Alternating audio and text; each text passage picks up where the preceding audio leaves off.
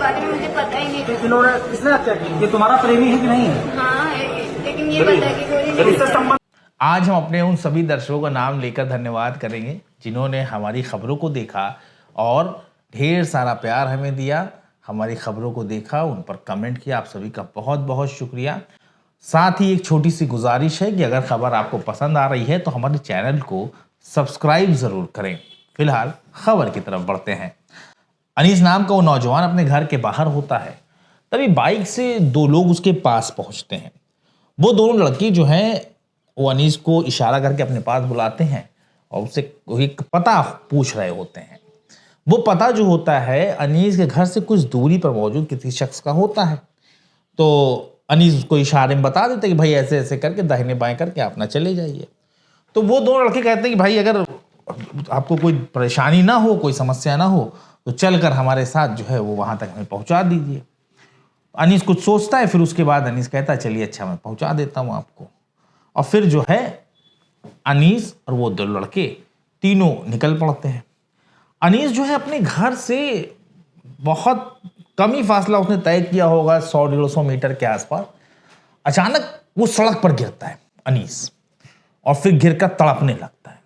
अब अनीस जब तड़पने लगा, दर्द से चीखने लगता है, तो उसे देखकर वो दोनों लड़के भी वहां से रफू चक्कर हो जाते हैं, मोटरसाइकिल लेकर भाग जाते हैं। अब अनीस को तड़पता हुआ जब देखते हैं तो गांव वाले सब इकट्ठा होने लगते हैं, इलाकाई लोग इकट्ठा होने लगते हैं। हर कोई ये सोचता है भाई क्या हो गया, अनीस के साथ ऐसा क्या हो गया, ये क्यों तड़प रहा है।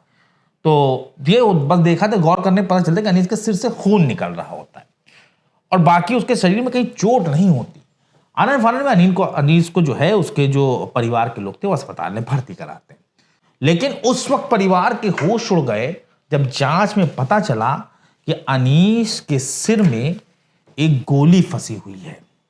डॉक्टर इलाज में जुटे रहे लेकिन अनीस की जान चली गई। पुलिस ने मामले की तफ्तीश शुरू की तो बहुत ही चौंकाने वाला खुलासा हुआ। जांच में पता चला कि महज 7 दिन पहले अनीस की शादी हुई है और अनीस की जान लेने का पूरा प्लान किसी और ने नहीं बल्कि उसकी अपनी नई नवेली दुल्हन ने बनाया होता है। जी हां, एक नई नवेली दुल्हन ने ही अपने दूल्हे अनीस की मौत का फरमान जारी कर दिया।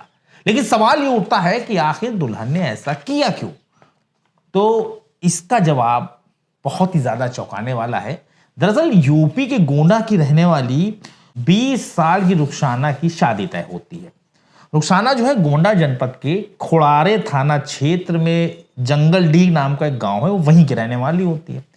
रुखसाना का परिवार बहुत खुश होता है लेकिन रुखसाना शादी नहीं करना चाहती। अब रिश्ता चूंकि अच्छा मिला होता है तो परिवार राजी हो जाता है और जब परिवार राजी होता है तो वो लोग भी जो है बेटी पर दबाव बनाकर जैसे तैसे उसको राजी कर लेते हैं, रजामंद कर लेते हैं।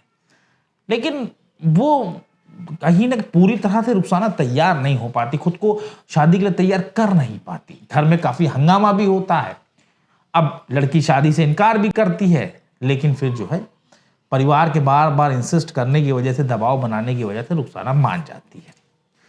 रुखसाना की शादी बस्ती के परशुरामपुर थाना क्षेत्र के रहने वाले अनीस से होती है। अनीस इसी थाना क्षेत्र के बेदीपुर गांव के रहने वाले होते हैं और मुंबई में हाइड्रा क्रेन चलाता है। इससे जो हाइड्रा क्रेन चलाने से अनीस की अच्छी खासी आमदनी भी होती है, वो फाइनेंशियली तौर पर मजबूत भी है।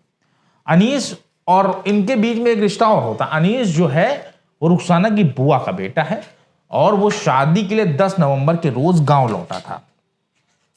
उससे पहले वो मुंबई में ही रह रहा था, अपना काम वाम कर रहा था। शादी की तारीख आई तो अपना 10 नवंबर को गांव आ गया। 13 नवंबर को अनीस का परिवार रिश्तेदारों के साथ बारात लेकर गोंडा पहुंचा और अनीस और रुखसाना का निकाह हो गया।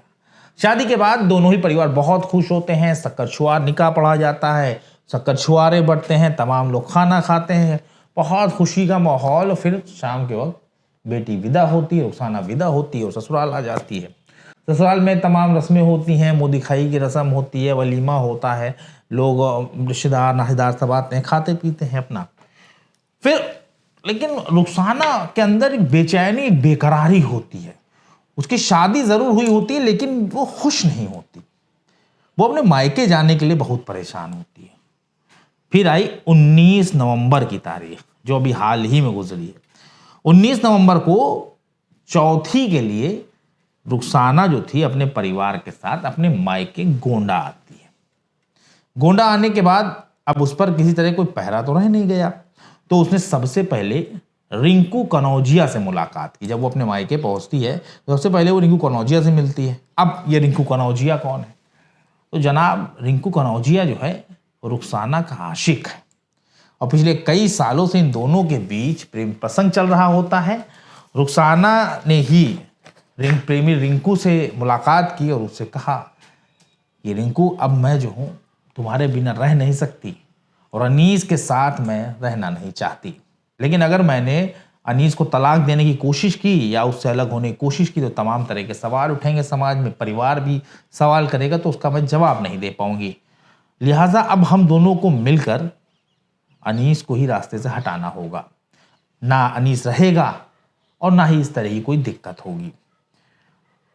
रुखसाना की इस बात पर रिंकू कनौजिया तैयार हो जाता है और फिर रुखसाना ने ही अनीस की पूरी लोकेशन की जानकारी रिंकू को दी।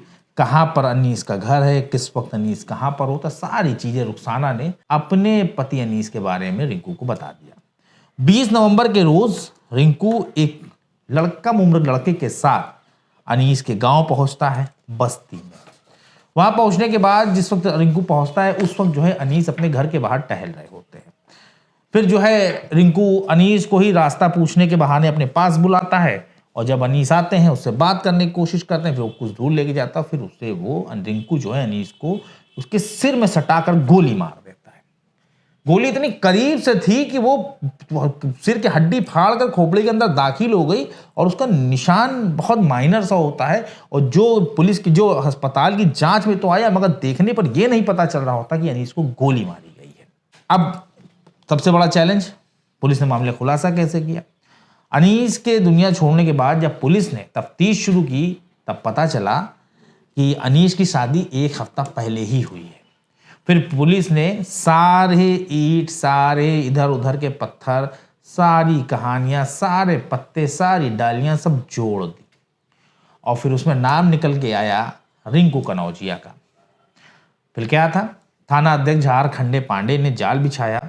सर्विलांस, सीसीटीवी और सीडीआर की मदद से पुलिस ने पहले रिंकू को दबोचा। पुलिस ने रिंकू से पूछताछ शुरू की। रिंकू से पूछा कि भाई क्यों तूने जो है अनीस को मार दिया? पुलिस का स्टाइल ही यही होता है। इस पर रिंकू जो तमाम शेरों कहानियां सुनाने लगा, इधर उधर की बातों में टहलाने लगे। साहब मैं नहीं जानता और आप किसकी बात कर रहे हैं, मैं तो ऐसे किसी अनीस नाम के लड़के को नहीं जानता। इस पर पुलिस ने जो है अपने चित परिचित अंदाज में जो है पूछताछ की तो कुछ देर में रिंकू कनौजिया भी जो थे वो टूट गए और फिर उन्होंने पोपट की तरह बोलते हुए सारा मामला खोल कर रख दिया। और फिर नाम निकलकर सामने आया रुखसाना बेगम का। अब ये जो रुखसाना बेगम थी ये रिंकू की प्रेमिका होती हैं। जब इनका मामला सामने आया तो पुलिस ने रुखसाना को भी गिरफ्तार किया। अब ये मामला हो गया 2 समुदाय का, इसलिए गांव में जो है हालात ना बिगड़े, गांव में सांप्रदायिक माहौल ना बिगड़े, इसलिए अतिरिक्त फोर्स भी तैनात कर दी गई। वहीं रुखसाना का कहना है कि रिंकू उसका प्रेमी जरूर है लेकिन उसे ये नहीं पता होता कि वो अनीस को मार देगा। वहीं एसपी अभिनंदन ने बताया कि हत्या के मुख्य आरोपी रिंकू को गिरफ्तार कर लिया गया है। उसके पास से आलायकत देसी कट्टा, कारतूस और साथ ही इसमें जुड़े तमाम साक्ष्य जो हैं बरामद कर लिए गए हैं। तो वहीं उसकी प्रेमिका और अनीस की पत्नी रुखसाना को भी गिरफ्तार कर लिया गया है और कुल 3 लोगों को पुलिस ने जेल भेजते हुए मामले का खुलासा कर दिया। अब हम अपने उन खास दर्शकों का नाम लेकर शुक्रिया अदा करेंगे, धन्यवाद करेंगे जिन्होंने हमारी वीडियो को देखा, हमारी खबरों को देखा और कमेंट करते हुए अपनी राय दी। इस लिस्ट में सबसे पहला नाम है आज़ाद जी का। आज़ाद जी बहराइच ज़िले से ताल्लुक़ रखते हैं। उसके बाद अलशिबा हैं और फरहत परवीन हैं। आपका बहुत बहुत शुक्रिया, इसी तरह अपना सपोर्ट बनाए रखें। उसके बाद संजीला बी हैं, कामरान अंसारी हैं, शीरीन शेख हैं, मोहम्मद रफ़ी कर्नाटक से हमारे दर्शक हैं। इन्होंने अपने शहर का नाम लिख कर भेजा, इसलिए हम आपसे साझा कर पा रहे हैं। और इतनी दूर से जब कोई वीडियो देखता है तो उसकी बहुत हम लोगों को खुशी होती है और एक तसल्ली होती है, कम से कम हमारी जो खबरें हैं वो दूर तक जा रही हैं और लोग उन्हें पसंद कर रहे हैं। उसके बाद सामी सौदागर हैं, आबिद मुनीर हैं, फैज़ान अली हैं। फैज़ान अली जो हैं ये लखनऊ से ताल्लुक़ रखते हैं। फहमीदा बेगम हैं, मोहम्मद हमीद हैं और एक वेबसाइट है कालखंड, ये नोएडा की है। इनके ऑफिशियल पेज से भी जो है हमारे जो खबरों को पसंद किया गया है। आप सभी का बहुत बहुत शुक्रिया। इसी तरह अपनी मोहब्बतें बनाए रखें। आपके छोटे छोटे से कमेंट, छोटी छोटी सी राय हमारे लिए बहुत बड़ा मील का पत्थर साबित होती है और हमारी काफ़ी हौसला अफजाई होती है और हमारी टीम का इससे हौसला बढ़ता है। आपका बहुत बहुत शुक्रिया। एक बार फिर ऐसी ही बड़ी खबर, किसी ख़ास खबर के साथ, सच्ची घटना के साथ हम आपके सामने हाजिर होंगे। तब तक के लिए हमारी टीम को इजाज़त दीजिए और अपना ख्याल रखिए।